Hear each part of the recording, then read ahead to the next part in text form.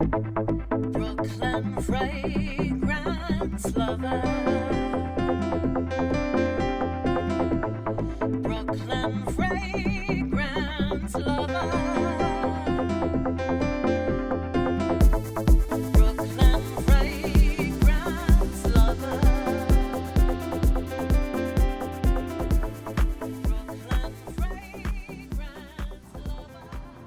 Hello everyone, I'm Carlos, Brooklyn Fragrance Lover. Today I have a very special interview with world-renowned perfumer Rodrigo Flores-Roux. Grab some popcorn, guys, because this is a long one. And be sure to stick around to the end where there will be a very special giveaway. Enjoy. Hello everyone, I'm Carlos, Brooklyn Fragrance Lover. I'm here with Givaudan with the one and only Rodrigo Flores-Roux, creator of many perfumes that I'm sure you know, over 60, yeah? Even more. Even more. Are keys pretty much the whole collection? Basically, yes. Most of it. Mhm. The whole John Varvatos collection, every single John Varvatos is this gentleman right here. I just learned a couple of the exclusive line from Carolina Herrera.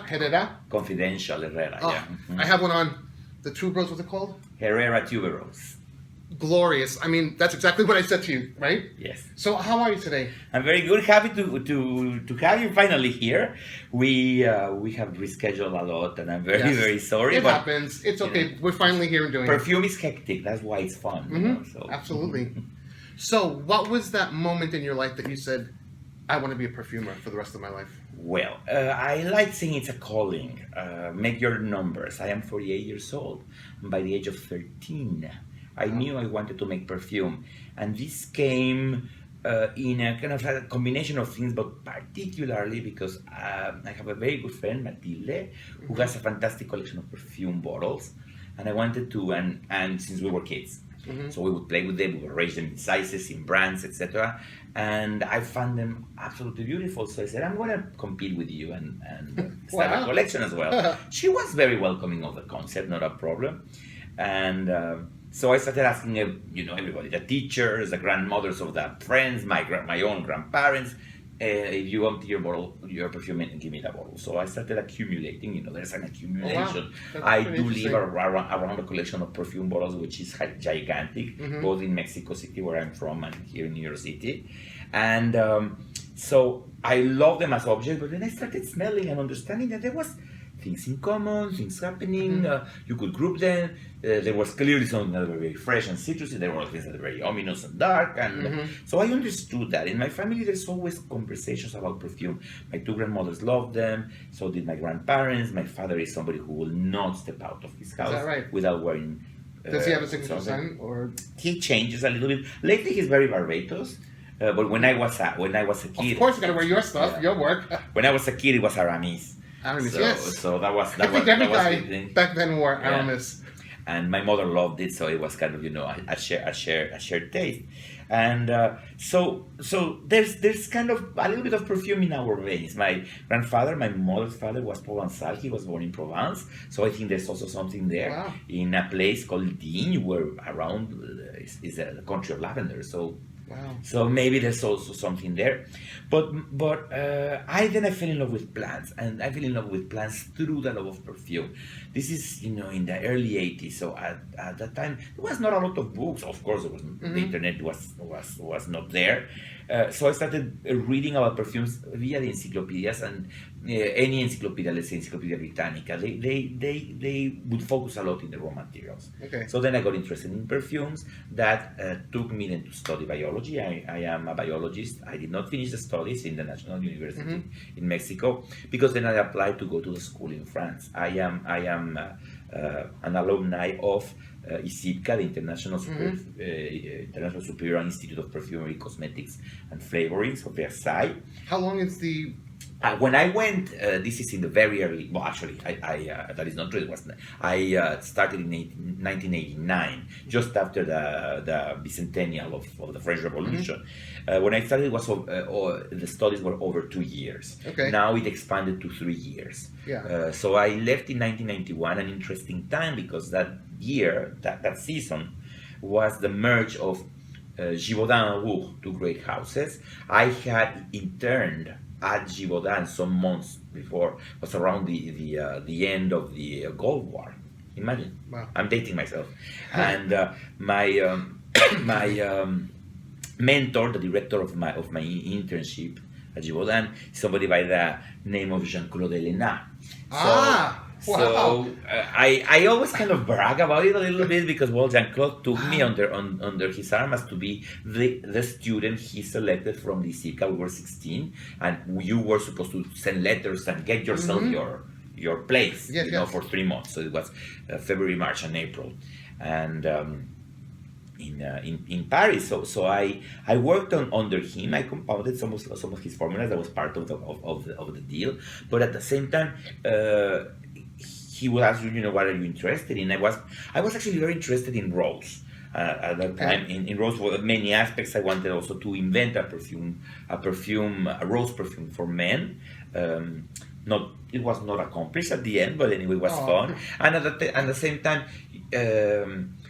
Tresor had just been launched, and I was always very intrigued by eternity. So it was basically a little bit of quite a thorough and almost academic study on Sofia Grossman's fragrances. So I have always admired Paris, Eternity, Tresor, and another, a big group of them are around there, late 80s to the mid 90s. So that was my dissertation, because you had to create a dissertation. And then, like I told you, then the moment that we graduated from school, it's summer of 1991, the two big houses of perfume in France had merged into one, so there was not a lot of job offerings. So I returned back to Mexico. Like I said, I'm Mexican. That's where I grew up, Mexico City. I'm a chilango, as we say. And I was hired as a junior perfumer in International Flavors and Fragrances Mexico, IFF, where I worked for 5 years. And then they moved me to the headquarters here, the same street, 57th Street, on the west side, where I worked for a year and a half. Very interesting time. Also, that was 1996. So again, make your numbers. I just celebrated my 20th anniversary of having moved to New York City in January, and I worked in IFF New York for a year and a half, where I was very, very fortunate to be involved in the development of I think a crucial fragrance, which is Clinic Happy. And that fragrance. My mother wore that. I wore that. The men, one for men. No, the men is another company. I was not involved, unfortunately. Well, my mother wore it, Yeah. so for many years. It was a co-creation with another perfumer, Jean-Claude. So that was your first commercial success? In the international level, yes. In Mexico, I was fortunate to be very involved with smaller companies, and in Mexico, around that time, the 80s and 90s were huge for direct sales companies. There was local Avon development, which was kind of fun, and there were other companies who were very important. Well, there still are, House of Fuller, Jafra, etc. And I worked a lot for those houses. But I did a lot of functional, perfumery. Actually, my first win is a perfume, a fragrance for a shampoo. It's a medicated shampoo, and it is a specific product for parasites of the pubic hair. And I always tell the story because work is work, right? And they wanted a very specific fougere smell of a soap called Heno de Pravia. It's very known for us Latins, and so they wanted that smell, and I knew more or less how an Heno de Pravia works. It's Pravia. It's a little bit citrus, but it's a lot of lavender, a lot of geranium, touches of mossiness, and then touches of spice. It's basically geranium lavender. So that was it, and the product still exists in Mexico, and they still buy the fragrance that I made, which is kind of funny. So that is a funny story, actually. I don't have any experience using the product, but I asked the owner of the company because I know him, and he said, "Yeah, we will still buy your Eno number 72 or whatever it is." So that's the first fragrance I sold. That's very funny. It's been a long way after that, but then in the international arena, it was Clinic Happy in 1997, and then I was hired by Quest International. That kind of the smaller but a little bit more avant-garde, bête noire, naughty kid of the block company, which was Anglo-Dutch, and the Quest International Adventure was just phenomenal. It was almost a decade of work here on 55th and Madison. That's where the offices were, and we had a fantastic team. My colleagues. There was a moment that it was Jan Vasnier, Wow. Calice Becker, Whoa. Claude Deer. There was a very short stint. Pierre Negrin was there for a little while. Jacques Huclier, who is the creator of Amen by Thierry Mugler. Francis Courjan was my colleague as well. Actually, it was Francis who kind of organized the phone Wow, calls that to is get me. Yeah. an all-star team there. So we were mini but mighty a little bit, and we were a little bit, like the d'enfant terrible at that time, and we were involved in very interesting things because the Quest Paris, they were coming, they were basking on their enormous successes, Féminité du Bois, Wow. Le Mal. Angèle, Thierry Mugler, etc. But here, for example, J'adore was made here in New York. J'adore is a fragrance that was the gestation and creation process of J'adore, which I witnessed, was made here on 55th and Madison. Wow. And then it was also a little bit of my turn to shine, and I met this gentleman by the name John Barbatos, and that really made an enormous difference to me. Every single John Barbatos fragrance, this gentleman created. Yes. So the house that John built is something quite unique. He's basically, a men's designer of very high-end apparel and leather accessories and shoes. And John is quintessentially American. And but at the same time, he's a crucible of many things. Of course, his ascent is Greek. He was born in Detroit, a working class family. He was a chemistry teacher, and then he ended up working for Ralph Lauren. And he actually had under his arm the creation of the conception of polo jeans. Polo jeans is something that he kind of co-created with Ralph himself. So when John came out, he had been shopped around with licenses, etc., etc., and he had visited all the houses. And this is an anecdote that he tells it like this. He said, so I went to nice, fancy houses around Madison Avenue and around the 50s in Midtown, New York, and all of the companies, received me. The people were wearing neckties, and they showed me charts, like camembert, like pie charts, etc., of the market, and I found everything pretty sterile. And then, like the fourth house I visited, I went to a smaller house that had a homey feeling, and then suddenly, like I meet a more mature French gentleman with a necktie but some quirkiness, and then a blonde, cool guy, also French, and then this Mexican curious guy wearing tight black leather jeans and being very expressive, and then we started talking, and we basically kind of fell in love with each other. He invited us to go to his atelier and also to the store.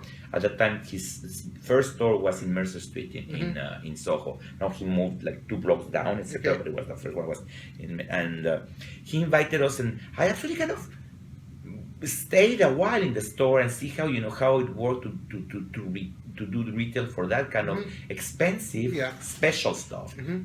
And John was always thinking about like the hidden detail. Look, there's a little pocket inside the other pocket. That's a ticket pocket that I invented. It's my hidden detail. And then this hidden detail thing started kind of happening. So that inspired me a lot. And so I concocted an accord that was very woody, kind of herbal, but it had a specific fruitiness. And he fell in love with that. And that perfume, which we called Hidden Detail, was our working name, became the first John Barbatos fragrance. The black leather one, the simple flask bottle with a silver cap, which is now it's called John Barbatos Classic. But that perfume, it made an enormous difference in my life. It was, a very important foray in men's fragrances for me. It was proposing a little bit of a new point of view in American perfumery and a new house. So it was kind of a very, very good launch pad. This is almost 14 years ago. So, 14 years. So you grew with him, basically. Yes. So it has been organic.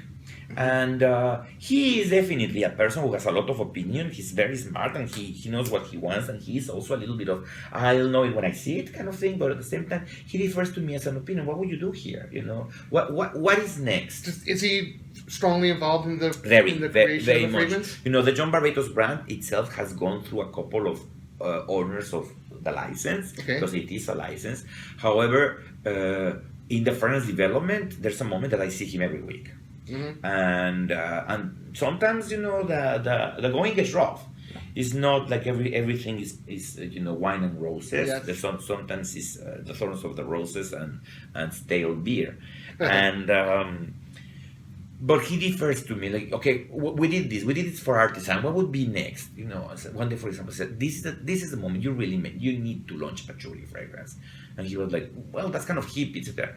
Just put it put a sample in front of him on the table, and he smelled it, and he approved it right there and then, and that became what was called the 10th anniversary fragrance. That now it's in the line as the platinum, which is that one over there. Dark Rebel, brilliant. One of the best designer fragrances of last year. Dark Rebel, hands thank you. down. That Rebel is a labor of love, because the idea of the rebel and the idea of the non-conformist was there since the beginning. It was the guy walks into the bar and you look at the guy and you know who he is, and the guy looks elegant, but at the same time there's something off, imperfectly perfect about him, and he will be wearing maybe those tight black leather jeans, but at the same time his shirt is like a $475 shirt of a designer and that kind of thing. So it had that rebellion thing. I am going to use the word that John used. He said, yeah, Rod, I want to smell this and I want to go, oh shit. Okay. And so we had a canvas of a fragrance that was quite leathery, a little bit oriental, very woody, with an interesting spice to it. But then he said, I'm missing the oh shit moment. So it took us a while. How long? I meant to ask you how long. That Rebel was a long one.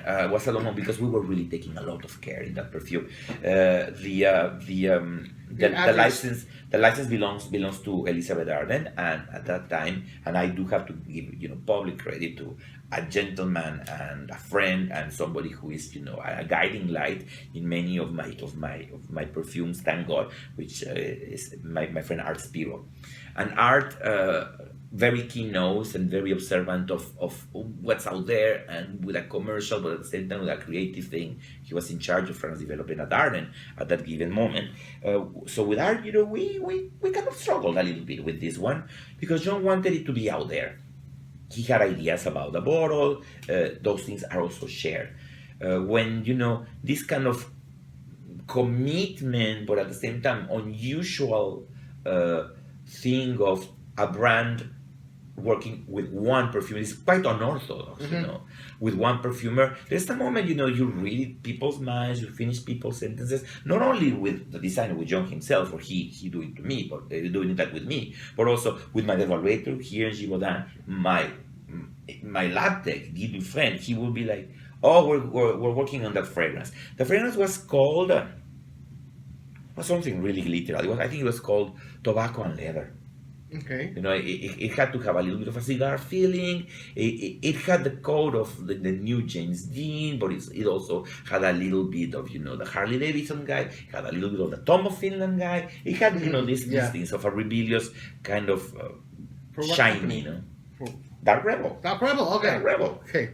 Those were the references, and actually, if I can show you, one of the visuals that are very important for this perfume, and I think it speaks volumes, is this. So it's basically a close-up of a person wearing very tight leather jeans, and this is not. It doesn't have to do with anything that has a different or XYZ sexual orientation. It was this kind of thing. This was one of the visuals that we were looking at it, and it helps that it's me in the picture. Awesome. But anyway, so that's anecdotal. That perfume came alive when I went to a rum and mezcal tasting, and John has always been interested in things like that. He, for example, was one of the big proponents of several very interesting artistic tequilas at one given time, which also is very, very cool for me because I'm Mexican. So, Tequila. so we did. I did a tasting with friends with in Mexico. We did a kind of a parallel flights of mezcal and different rums, and That's that was good stuff. that was very, very, very, very inspiring because it was smoke that you drink. And then sweetness, the rums, some Dominican ones, some Caribbean, yeah, of course, and some really, really good Bacardi stuff, and so on and so forth. So we made a smoky rum accord using rum absolute, which is a very, very, very expensive raw material, and glue, glue, glue, and that was a shit moment.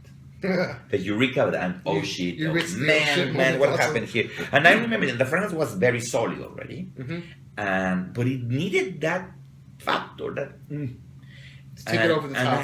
I remember the moment we put it, and then we smelled it with my friend Amir, who was the evaluator in charge of the project, and then our Spiro, we were like, oh shit. And then he went, shit. this is it, bro. This is it. And then we polished it here and there, etc. And it had a lot of a smokiness, a lot.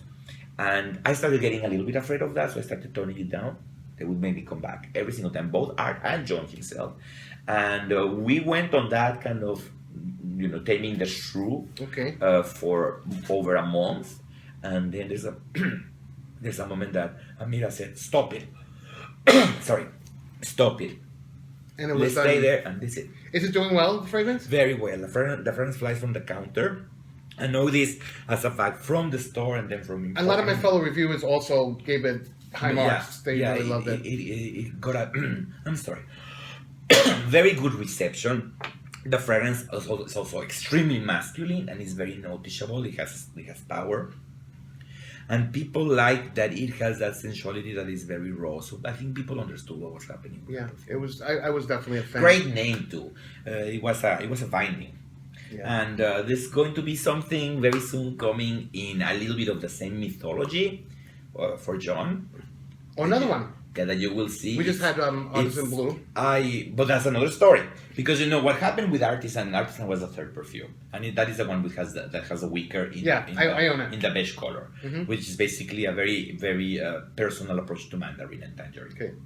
That perfume, he wanted to make a trio of perfumes. It was the number 3, and he wanted to make something that was kind of the relaxed weekender kind of perfume.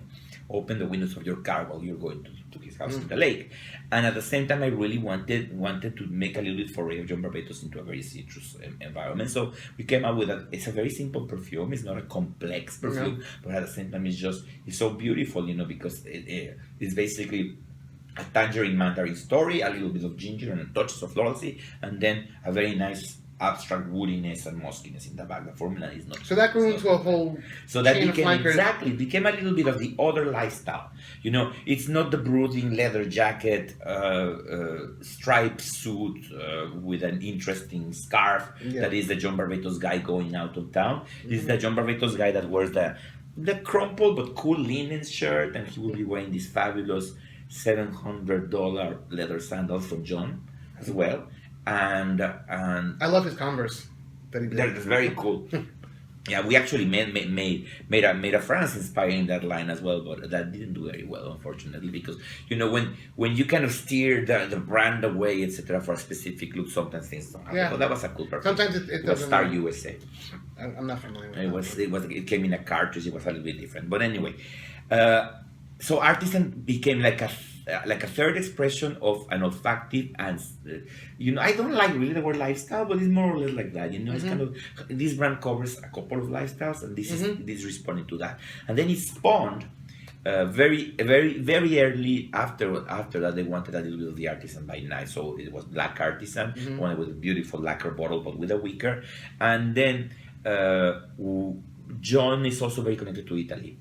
Not only emotional, but it's also his leather, his fabrics, etc. A lot of the wool mills he visits, etc. Many of the accessories are made by artisans in Italy. So it's a thing. It is true that there's an artisan feeling to his product, to his fashion, and to his accessories.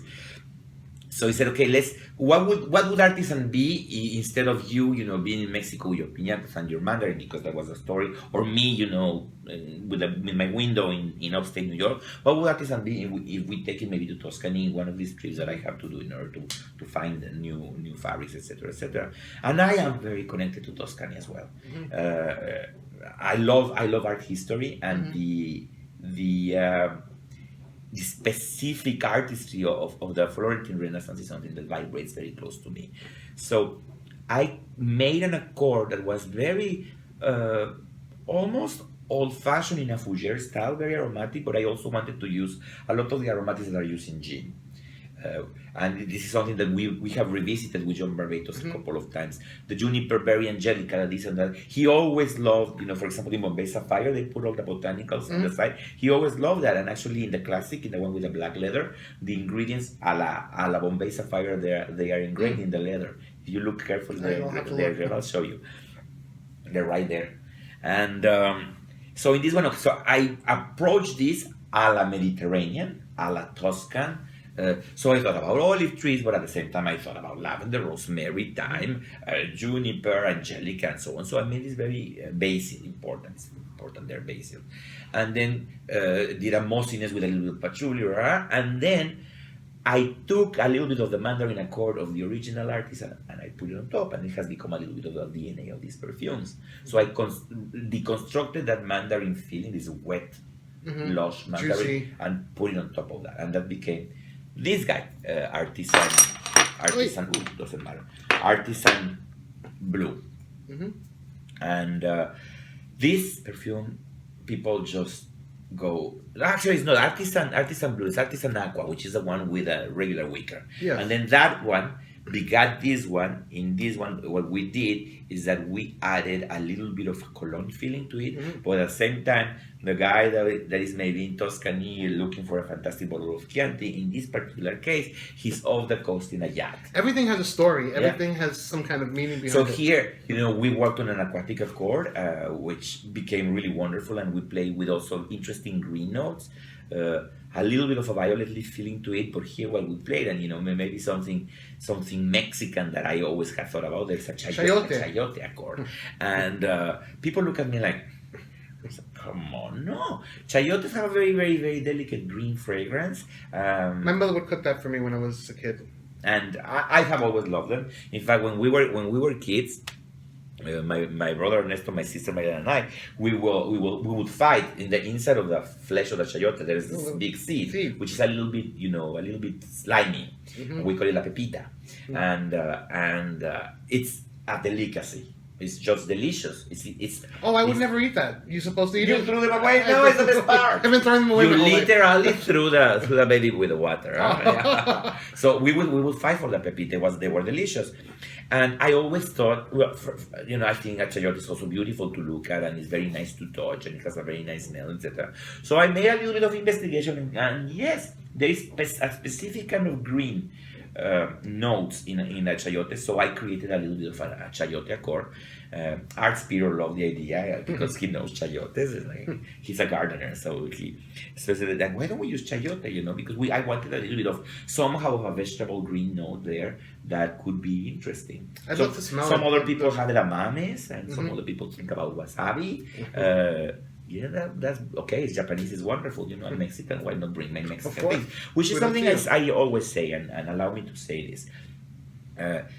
In the world of perfumery, there's a lot of nationalities. The world of fine perfumery is very diverse, but we are short in Latin American perfumers, and in a more veteran way, I am basically one of the only ones working in the development of fine fragrances in Paris and in New York. So on one side I can brag about it, but at the same time I feel a little bit lonely. And there's a couple, like Ramon Monegal. He's Spanish. Oh, you mean Mexican? I'm talking Latin America. Okay. It's basically me. And my colleague Adriana Medina from Colombia, she works a lot in fine fragrance development, etc. But it's basically Adriana and me. Wow. We have been a little bit, kind of like preaching in the desert. So at the same time, this is not. It's a little bit of a convocation, but at the same time, it's a commentary, particularly about the love of my country. I've been living in the United States for 20 years. I will never lose this accent, and it's not willingly, just like I have an accent that I didn't work You on have it. an accent? You don't have an accent. I do have an accent. Come on. I love your accent. Yeah. Rodrigo has an accent, and but also Mexico for me is an unfathomable source of inspiration. Not only for the biodiversity of my country, but the cultural expression of it. The Aztecs, the Mayans, the Mystics, the Zapotecs, etc. They live through nature. There's no accident in the history of humanity that things like chocolate, peanut, avocado, corn. Corn is arguable, but let's put it there. Potato, tobacco, eggplant, of course the chiles, tequila, and everything derived from agave. The domestication of turkey. I can give you chayotes, okay. I can give you many examples. The beans, the cultivation of bean is Mexican as well. Really? And so think about, not only we're talking about extremely specific and sophisticated food stuff, but at the same time, the pleasure and the love that comes with them. Black beans, frijoles refritos, the habichuelas in the islands of the Antillean Islands. The habichuelas come actually from from Latin America, because it was our culture. We were getting things from China, Mexico for China, they were going to Spain, and vice versa. So Mexico was a crucible. I'm using the word crucible a little bit today, and it's an interesting thing. So for me, communicating my love of Mexico in my perfumes is very important. So it's very cool that we talk about the chayote, about flowers that are only Mexican. The Magnolia grandiflora, the big chunky magnolia, is Mexican as well. It has an Aztec name. When something has an Aztec name, like chocolatl, it means it comes from us. It's and this is a little bit the botanist, the ethnobotanist talking about those things. So I want to put Mexico in my perfumes all the time, even privately, or sometimes I communicate it very, very patently. In the case of Arquist, of several perfumes that Carlos Subera and we have developed together. He is like an orchestra director, and I always say, like, I'm a little bit of piano, the oboe, and the first violin combined, etc. But we have looked at Mexico very clearly. He's Mexican too, and we have looked at Mexico very clearly and very much in detail, and we have made several perfumes that have a very, very clear Mexican feeling to them, particularly Floricanto, which is basically a medley of the flowers that were dear to the Aztecs. So tuberose is Mexican. I love tuberose. El nardo is Mexicano. It comes from, and so is vanilla. I was forgetting that, very important. Yes, vanilla, that's an important one. I was forgetting vanilla. And so that one, it also contains the Acacia farnesiana, the huizache, which is the flower of the acacia tree, is Mexican. The tajet, which is the cempasúchil, the marigold, which is Mexican, is a sacred flower of the Aztecs. Magnolia, tuberose, and also some particular kinds of frangipani. Tuberose is Mexican also? The flower of tuberose, Yo no sabía. Polianthes tuberosa is the scientific name, is a flower just like vanilla, originary of the coast of the Gulf of Mexico. Wow. From the state of Veracruz. Well, I'm getting a perfume history, I'm getting a Mexican history. This is wonderful. Maybe we can talk about something from a few years back. You created one of, I would say it's kind of a cult fragrance. It developed quite a following, Black Cashmere for Donna Karan. Yes. Well, like we get into, complicated territory, because sometimes I'm not supposed to talk about some perfumes, but, let's give that one a chance. Because that perfume, that was also a labor of love, and it's a fragrance that touches me profoundly, also because at the same time that when we finished it, September 11 had just happened. And so it has a little bit of a, connection to New York that is very, very important. Black Cashmere, it's an accord that came out from nowhere. Using three or four raw materials next to the frankincense and the labdanum notes that it has. 3 or 4 kind of strange raw materials that were put together in a crazy way, and at the same time in overdose. And so that made a perfume very abstract and quite different. It had a very literary, frankincense, churchy story to that. But I was not talking about religion or that. I was talking about the nobility of a raw material that I was absolutely in love with, was labdanum. And the way things went, and this I say with all modesty, is that I kind of made a proto-oud there somehow. It still has a very big floral note, which now when I smell it, I find that it's a little bit of a, not a defect, but a little bit thing that right now it will be less accepted, that kind of a little bit of a whiter, transparent florality into that darkness. Because, I'm talking about 2001, so this is 15 years. And in these 15 years, we have gone, the needle of tolerance and acceptance of darkness in perfume went like that. From perfumes that were extremely sheer, extremely transparent, and they serve the purpose, and they have their beauty, to perfumes that were less transparent. Then, for example, Narciso Rodriguez comes, and then the Ship Accord is back, and then Black Cashmere comes, and then so this kind of more mystical, darker, incensey things started happening. That's my favorite genre. And then you go back, and you start smelling fragrances around the time of Black Cashmere that were considered very ominous and very dark. They aren't for the way we smell now. So I always compare this, this kind of back and forth in attitude and volume and let's say saturation of a perfume a little bit with how the skirt has gone up and down in history.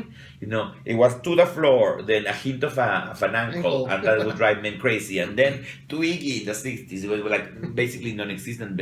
Skirts were like white belts, and then they went back and they were there. So and then that looks really old-fashioned because it's too long, or that looks really old-fashioned, or right now it's like, okay, let's do whatever, and you see both short and long. But I think it's a little bit of the silhouette of women has changed through the history of the 20th century, and now